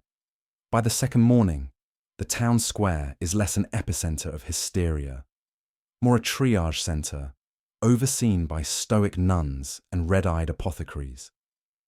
People wake on splintery benches and hard church pews, blinking under thick bandages or beneath the sympathetic gaze of their neighbours. The cobblestones are so muddied by wine and sweat that even the dogs keep to the sidewalks. Life, if you can call it that, begins again in fits. The bakers return to their dough, tentatively avoiding rye as though it's an untrustworthy cousin at a family reunion. Children, who never quite understand the gravity of crisis, turn the events into a game, darting down side streets, pretending to quake and twitch until someone's mother scolds them back to chores. Meanwhile, the merchants gripe at City Hall about lost market days. Priests deliver sermons framed as gentle rebukes. Have we not danced enough for the Lord? And in the evenings, families gather around guttering candles, speaking in hushed tones about distant aunts, who suspiciously stayed miraculously untouched by all the madness. There are always rumours about who faked, who laughed, who seemed to enjoy the chaos just a bit too much. But no one can banish the aftertaste of suspicion. Why here? Why now? Theories move through the town like errant cats. Rye bread gone mouldy and foul with St. Anthony's fire, poisoned wells, divine punishment, demonic mischief, or even a few blameworthy pipers from the next village over, always jealous of Strasbourg's harvest dance. Physicians, such as they are, write long letters to distant universities, describing symptoms and neighbourly hysteria with poetic flourish. Some suggest the town is a living case study in dancing plagues, a phrase no one would envy on their tombstone. Others, lacking adequate Latin, simply draw diagrams of spasming limbs and retreat to their cabinets of leeches. The most earnest attempts at recovery are communal. A day is set aside for public penance and prayer, with the faithful circling the cathedral barefoot and burdened only by their own questions. For the next several years, cities across the region keep one wary eye on Strasbourg, half expecting another outbreak, the other half desperate for any sign that their own celebrations won't devolve into frenzied disaster. There are, inevitably, insurance claims, livestock trampled, stalls destroyed, shoes irreparably shredded. The shoemaker, whose business briefly soared in the plague's heyday, is now accused of jacking up prices.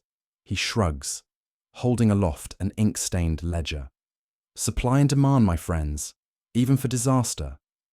Decades later, scholars and songwriters alike pick over the bones of that strange summer. Some recall it as a miracle, others, a shameful episode best forgotten. The legend mutates. Was it the work of witches, perhaps? Or a plot by the city council to distract from unpopular taxes? Historians, sifting through conflicting accounts and civic decrees, find more questions than answers. But for the townsfolk, the aftermath is lived rather than chronicled. Every wedding, festival, and passing parade is now shadowed with a new caution. Musicians settle for lutes over trumpets, and bakers guard their flour with the diligence of apothecaries. The memory of the great dance lingers, a warning, a joke, a half-remembered nightmare recited to children who feign sleep. And long after the council's decrees fade from memory, no one in Strasbourg ever feels quite the same about loud music after dark, or the peculiar tang of rye at the morning table. You try to sleep, but your legs twitch, haunted by phantom polkas. You make mental notes to avoid street festivals, open-air markets, and any melody with more than 3 claps per minute. You marvel at the specificity of your new phobia, the precise blend of accordion, tuba, and indecipherable shouting that now acts as your Pavlovian trigger. Even harmless sounds, a neighbour's ringtone, the chime of a distant ice cream truck, prickle your spine if they stray rhythmically into unfamiliar territory. You think about getting earplugs. Then you think about full body armor.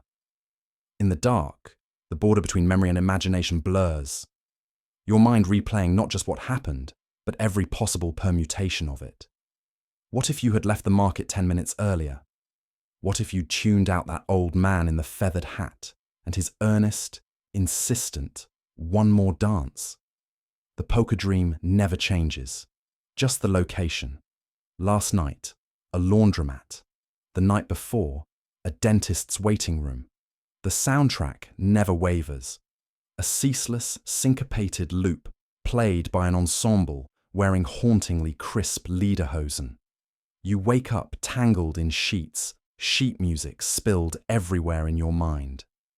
The day ahead promises, if not more disaster, then at least more reminders of the last. You approach breakfast cautiously. Toast, no jam, lest the clapping of dropped cutlery summon trouble. There's a new hypervigilance, an ear cocked for oompa, eyes scanning for duos with suspiciously synchronized swaying. At work, your colleagues gossip in hushed tones, snippets of the story mutating with each recounting. "Wasn't that you in the video with the pretzel hat?" one asks, eyebrows raised. You wonder how long it takes for embarrassment to fade, for bizarre notoriety to become mere office trivia. But now you've joined the small, reluctant fraternity of people whose trauma features accordions and encores. It'll pass, everyone seems to say, but none of them have ever fled a brass band in full public view. Night returns, inexorable and sly. The sweat-soaked anxiety is familiar now, almost a routine. You've developed rituals, double-checking locks, stacking pillows so they can't be mistaken for tubers in the moonlight. Sometimes you attempt bargaining. If I make it through tonight without dreaming of polka, I'll never mock community dances again. But sleep is where logic fails and the primal brain wins. In your dreams, the music grows louder, the tempo faster, your feet less and less your own. You notice the absurd details, a giant bratwurst chasing you over cobblestones, your old piano teacher egging on the band from the sidelines, the local mayor awarding you a blue ribbon for most athletic fleeing. You realize something odd, how the experience has curled into you, shifting your instincts. You start to avoid not just music, but invitations in general. What if the trivia night at the pub features polka? What if the elevator at work plays a remix? The possible recurrence is everywhere, hiding in benign invitations and everyday errands. Still, in the space between anxiety and sleep, a strange clarity emerges.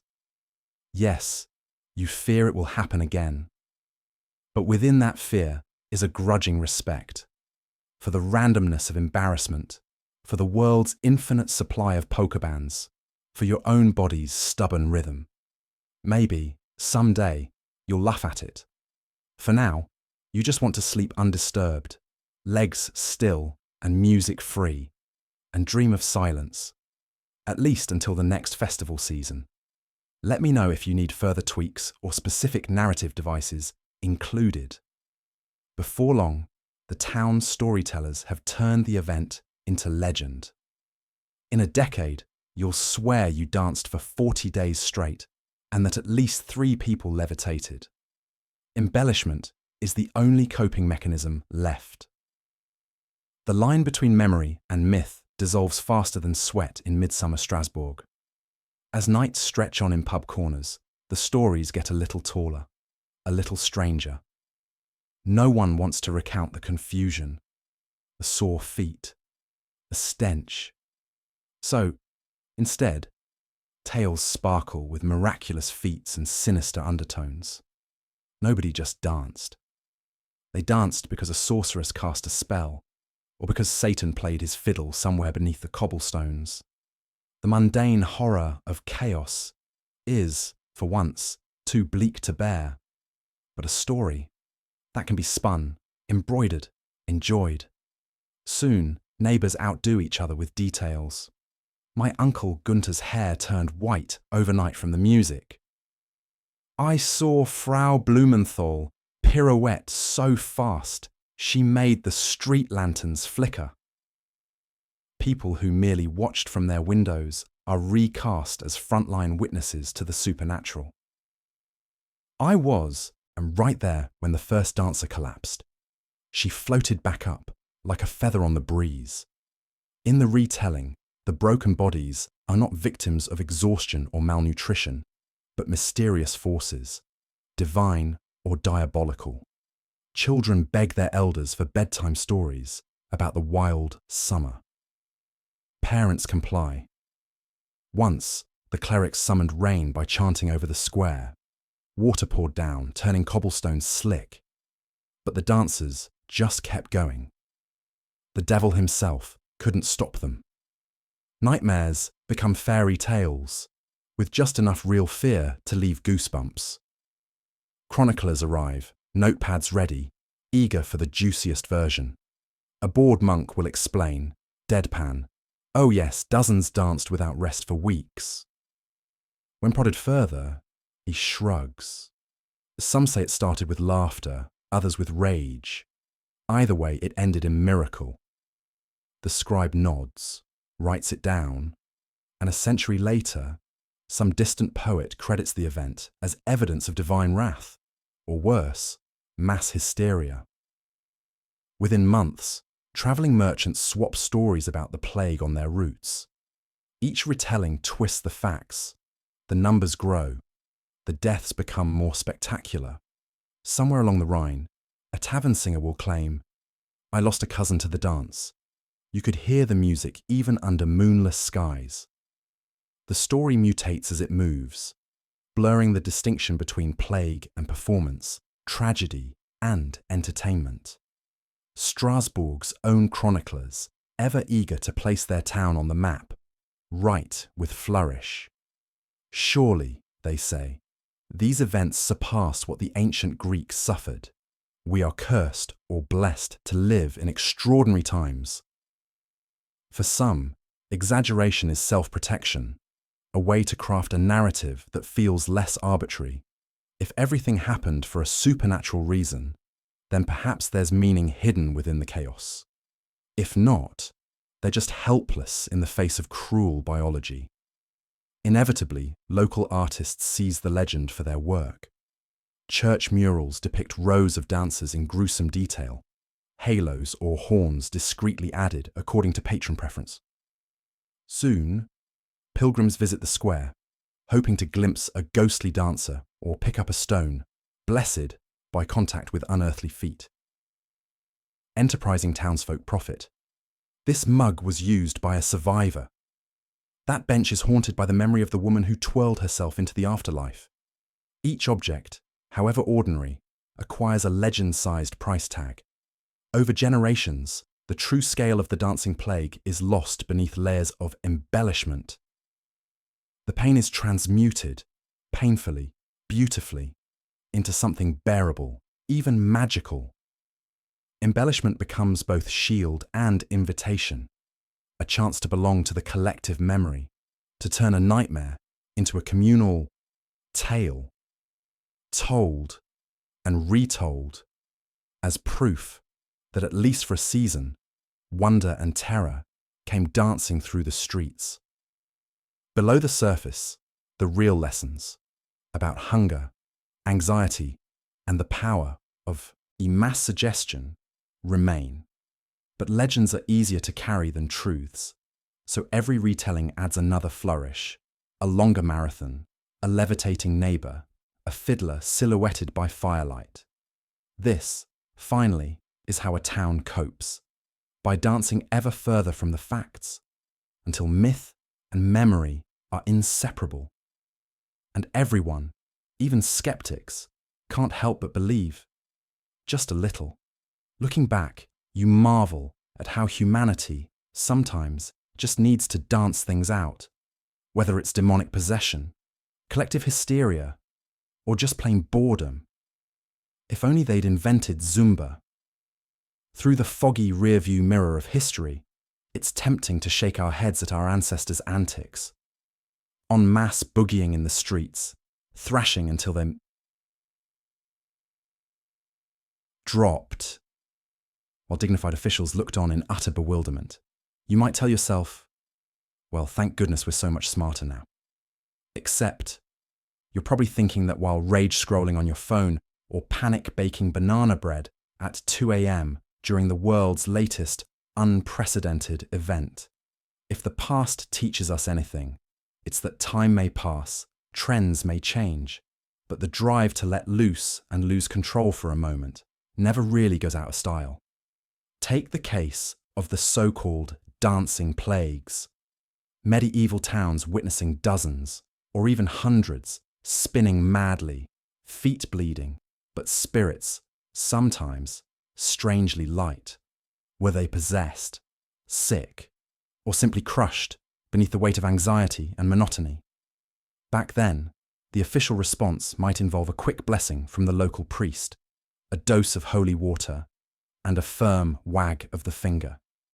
Today, we'd stream an emergency TED Talk, offer up a wellness app coupon, and maybe consult Dr. Phil. The tools update, but the human impulse remains. When life gets too rough, the urge to collectively act unpredictable bubbles up. Yet, in examining these moments, it's easy to get smug. We label the olden days as superstitious times, when people honestly thought demons slid into your soul and out through your shoes. But even modernity, with all its data and diagnostics, doesn't give us complete immunity from mass freakouts. If social media has taught us anything, it's that misinformation and hysteria can spread far faster than any medieval town crier could shout, "Saint Vitus is coming." Sure, Snapchat filters have replaced plague masks, and trending hashtags have replaced processions, but the energy, the wild dance, remains. History, if we let it, offers a kind of funhouse mirror. We squint at these dancing mania stories and see either absurdity or tragedy, but rarely ourselves. But look closer and maybe you'll admit, the urge to join the crowd, to mimic the madness around you, is timeless. Why do people scream sing at concerts until they lose their voices? Why do mobs form in stadiums, or hashtags spiral into digital mobs? The shape of the dance changes, but the beats, the need for release, the ache for belonging persist. Sometimes what looks like madness is just community run wild, an eruption of synchronized weirdness after too much silence. So, what can we really take away from all those fevered jigs and frenzied conga lines of old? First, that human beings are wired for connection, for shared catharsis. Whether it's through faith, fear, or just being stuck inside too long, we're liable to break routine in tandem. And second, that the line between reasonable response and outright panic is always fuzzier than it seems. Yesterday's plague might be tomorrow's trend. Best not to judge too harshly. In the end, the historical verdict isn't about blame or ridicule. It's about humility. If our ancestors could lose themselves in delirious dance because the stress got too much, so can we. Though our dance floors might be living rooms, Reddit threads, or TikTok. We're not so different, you and I, from those who whirled their way through the woes of medieval life. Maybe the real lesson is to keep a little humour, and maybe some bandages for your feet, close at hand. So next time you feel the itch to join a flash mob, or just stomp around the kitchen in your pyjamas, remember it's practically tradition. History doesn't just repeat, it sometimes moonwalks, cha-cha slides, and every now and then throws in a little bit of interpretive madness. And who knows, maybe the best way through the mess is to just keep dancing. Sometimes you glance at modern flash mobs and TikTok trends and wonder, could the spirit of 1518 come around again? You shake your head, Glad your greatest public embarrassment is just from wedding videos, not spontaneous, city-wide interpretive dance crises. On the surface, the mass dancing mania that broke out in Strasbourg in 1518 feels firmly locked in the distant past, along with leech-based medicine and the belief that a sneeze could launch your soul right out of your body. But poke around today's world and you'll see glimmers, if not echoes, of that same strange, contagious energy. It's an odd certainty. Humans are still very much pack animals, prone to catching emotional fevers from those around us. Sometimes these are wonderful, like a stadium doing the wave, or an entire city belting Bohemian Rhapsody in unison. But sometimes that contagious spirit veers into weirder, darker territory. Let's be real. Social contagion isn't just historical trivia. Modern psychology recognizes it as a very real, very powerful phenomenon. Just look at the stock market, or Twitter, or any crowd gathered for Black Friday. Contagious group behaviors, whether joyful, panicked, or downright bizarre, tend to sweep through populations faster than logic can keep up. Historically, this has meant everything from laughter epidemics, yes, that's a thing, to schoolyard fainting spells, panic buying, or even mass resignations spurred by a single viral TikTok clip. Replace 1518's haunted violins with a trending hashtag, and you see how quickly humans can still get swept up together. Still, could we ever face another outbreak of literal, uncontrolled public dancing? Science now suspects Strasbourg's disaster was fueled by a blend of psychological stress, mass hysteria, and possibly some tainted food. While ergot poisoning, think LSD from rye bread, has largely been baked out, pun intended, of our diets, one thing hasn't changed: collective anxiety, famine, uncertainty, disease, rumors. Those are timeless human ingredients. Only our distractions have evolved. Today, we might doom scroll or join a flash mob choreographed by some dancing grandmother. But the urge to sync up with a group, to lose ourselves in a wave of communal emotion, it's as old as civilization itself. All it takes, sometimes, is a perfect storm. Recall the so-called laughing epidemic that swept through a Tanzanian village in the 1960s. Hundreds began laughing uncontrollably for days on end. Modern outbreaks of fainting, twitches, or odd behaviors in schools and communities have been chalked up not to viruses, but to the potent trickster that is human suggestion. In every era, our brains have marinated in the influences and stresses around us. The difference now is that those influences travel at the speed of Wi-Fi, not horse. But here's the reassuring part. Our world is wired and wary. We're quicker to crowdsource explanations when weirdness breaks out. Medical science, for all its blind spots, is much better equipped to spot and treat not just physical ills, but psychological ones. Today, if a bunch of strangers started breakdancing in a city square, you'd likely see smartphones before you saw exorcists.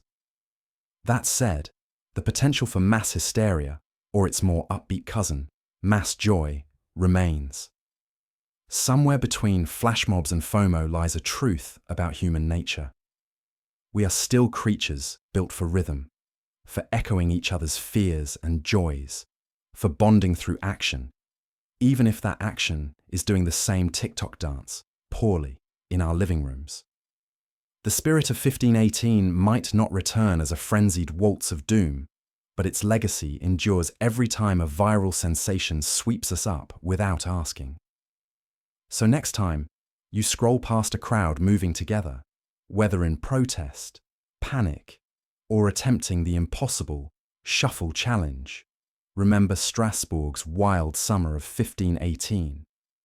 Because for better or worse, we never really stopped dancing. We just changed the music and learned to film it in landscape mode. As you finally drift off, safe beneath your clean sheets, Try to imagine the sore feet, the baffled doctors, and the wild-eyed townsfolk of 1518. Their lives were tangled with struggle, strangeness, and a truly terrible understanding of fungal infections. They survived plagues, superstitions, and, occasionally, a town-wide case of disco fever, centuries before disco was a thing.